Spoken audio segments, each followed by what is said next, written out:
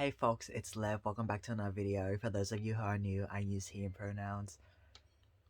Firstly, an update, and secondly, I'm gonna talk about just some things that have been on my mind and just share some reflections and just sort of brain dump everything that's on my mind on camera as video documentation. First thing is that little web series I mentioned a few weeks ago. It came out already, and I will link it in the description, and I will also link my little bio as part of that in the description. You have to scroll down a little bit to find me in the community ambassadors tab. I'll link the videos and the site down below so you can check that out if you're interested. They didn't use all of my footage. It was edited with other people's footage. They didn't use all of it, which is okay, but I talked a lot more than as shown in the video. They had a lot more footage of me. I live in Melbourne, Victoria, Australia, and we were in lockdown 6.0 yesterday, last night. It was just like sun lockdown. The premiere was like 8 p.m. lockdown.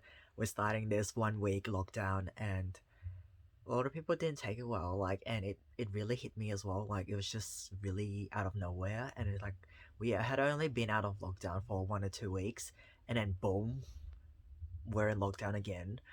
um I can see why it needs to be done, but I can also empathize with the people who can't work, the people who have businesses and can't operate. People need to make a living. It's really hard because I see both sides of the thing. Like, we need to lock down to prevent more cases, more COVID being spread around, but at the same time, it's negatively impacting not only the economy and that higher level, but individual lives and people trying to make a living to feed their kid and pay bills and pay rent and all of these very necessary human things in this world today. But yeah, for me personally, I'm really privileged and fortunate because I still can work. I work from home, and it doesn't significantly impact my life. Um, except for not being able to see friends. But other than that, it's not like I lose my business or I can't make a living or anything like that. I've also been doing this training called intentional peer support training, and the way I sort of conceptualize peer support is using my own lived experience of being LGBTIQ plus and mental health challenges in order to support and walk with another human on their journey of recovery in a way that is safe and helpful for both of us.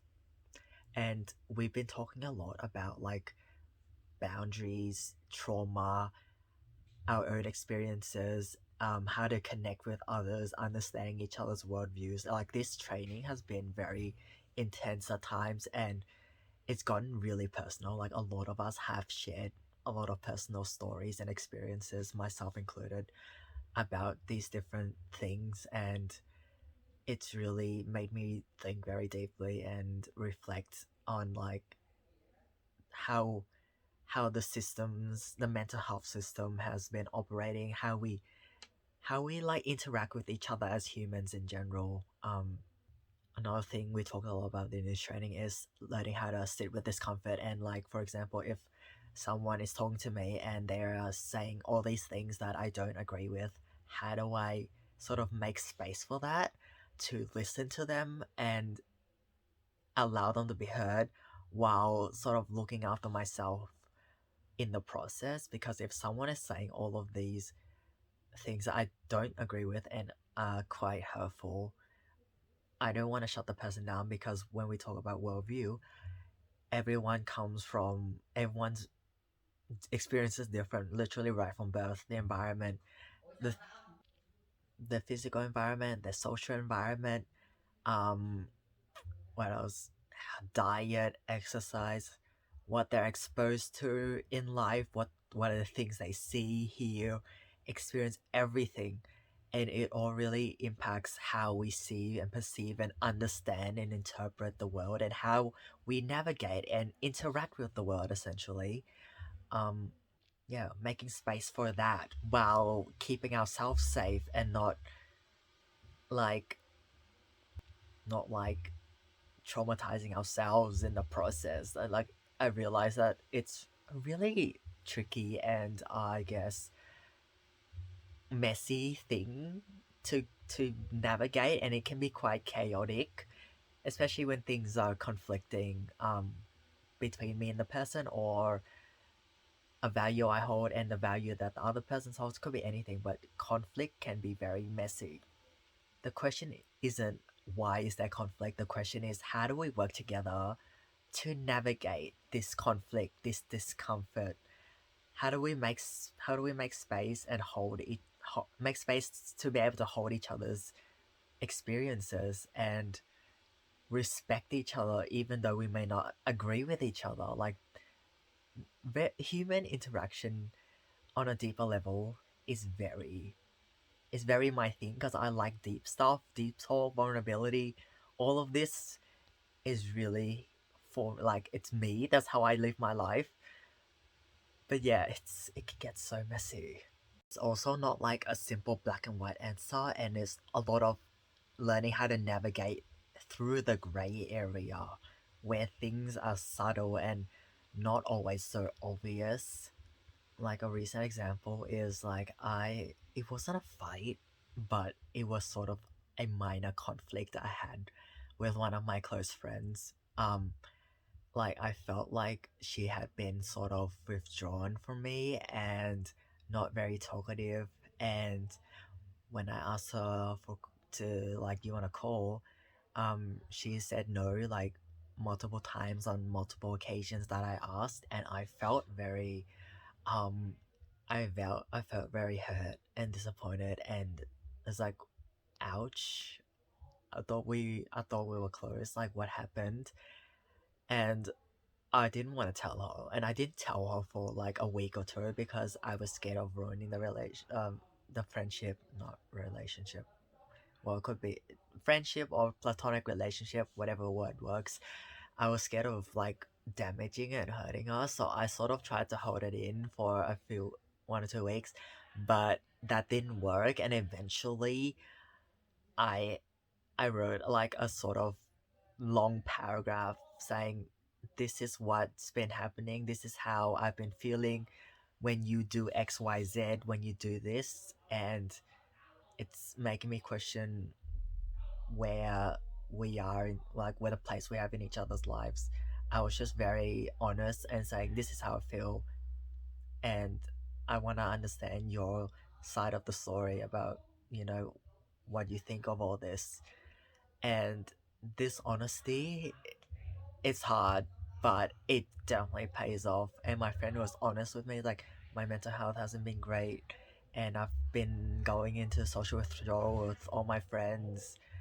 Um, it was it was like it was this honesty and both of us being completely transparent, saying this is how I feel, this is my side of the story, and coming to some sort of I don't know if compromise is the right word, but just like understanding each other's point of views and coming to an action step moving forward, like okay, this is what we can do moving forward.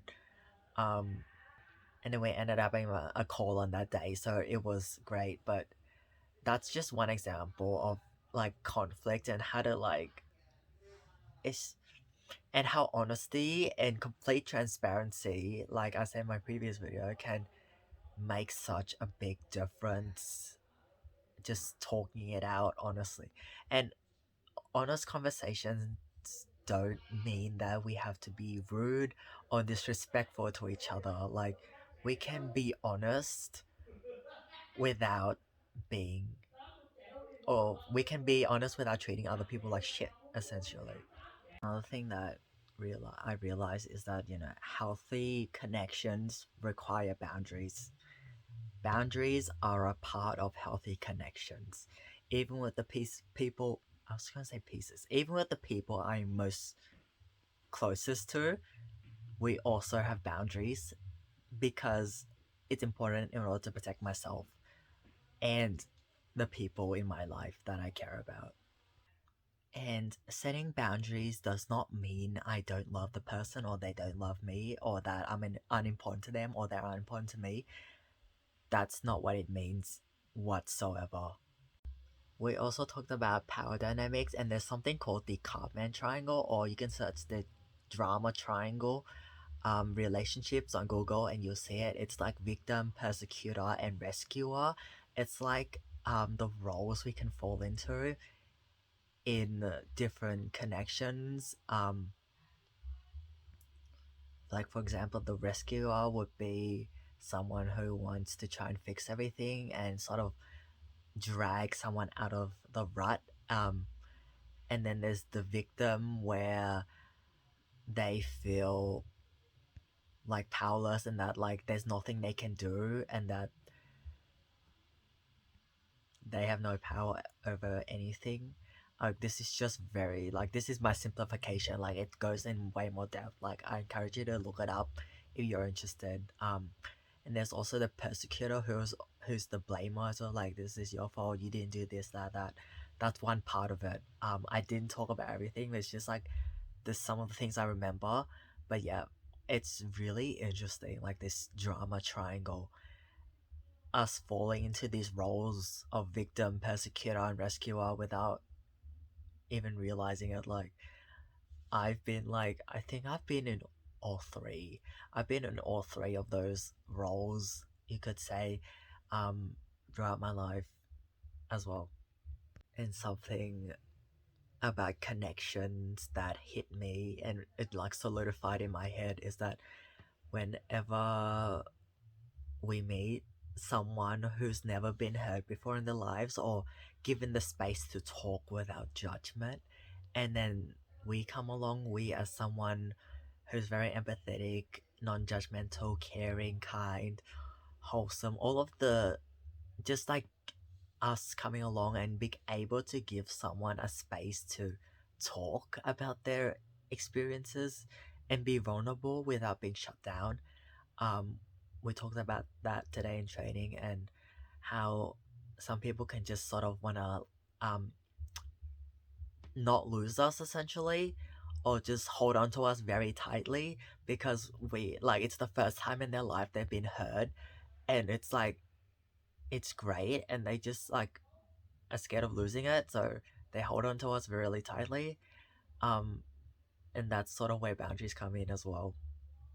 Yeah, I can imagine too. Like, when I was younger, like, whenever like I met someone who was actually caring and cared about me, I didn't want to lose them. Like, I latched onto them really, really hard because it was like, you're such a good person, and all of the people I've met aren't treating me like this nicely. I don't want to lose you.